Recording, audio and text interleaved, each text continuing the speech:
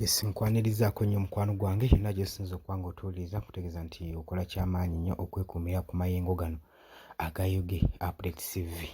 Mikwano gyange mwenna abali eyo abali emitala w'amayanja mbalirizaako nnyo gwe ayagala tweyungako kkirira wansi awo waliwo ekigambo subscribe kikooneko ojja kuba osobola bulungi nnyo otweyungako. Ngenda mu maaso n'okusaasira ab'eŋŋanda abako n'ab'emikwano ab'omugenzi Honorable Muhammad Sseggirinya eyatuvudde ku maaso olunaku olw'ejjo. Kigambibwa nti Honorable Muhammad Sseggirinya yafudde mu ttuntu olunaku lw'eggulo wali eri ku Lubaga Hospital ng'omukwano gwange ali eyo abadde tomanyi. Kaakati leero omubiri gwe gutwaliddwako mu Paaliyamenti ababaka okusobola okugukubako eriiso evvannyuma mu Paaliyamenti ssaako era Sipiika Anita Among agulisiivinze bulungi.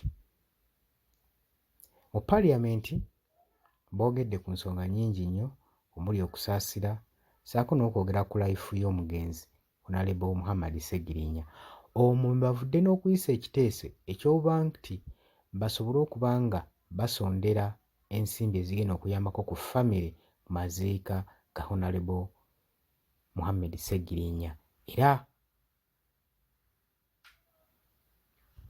Sipiika Anita Among avuddeyo n'ekiteeso nti buli mubaka abadde alina okuba nga asonda emitwalo 3 aga Uganda okusobola okuweza miliyoni 150 gasobole okuba nga gayamba ku maziika.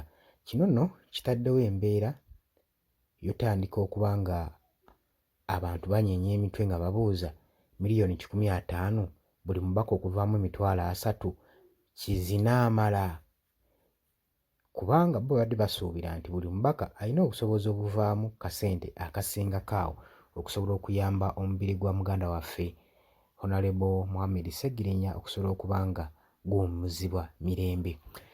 Sseggirinya agenda kuba nga aziikibwa ku lunaku olw'Essande e Masaka lw'agenda okuba nga omubiri gwe guteekebwayo ng'omukwano gwange ali eyo ampuliriza. Ebisingawo awo tujja kuba nga tubibaleetera, tugenda kuba nga tubakiipinga nga tubawa feedback ku ki ekigenda mu maaso ng'omukwano gwange ali eyo ampuliriza. Naye weebale kwekuumira ku mayengo gano aga UG Updates TV. Sigala nga olayikinga, osharinga, osubscribinga. Mmwe abaagala otweyungako kkirira wansi ekigambo subscribe weekiri kikoonemu ojja kuba nga osobola bulungi nnyo otweyungako. Mbaagala nnyo, mweraba.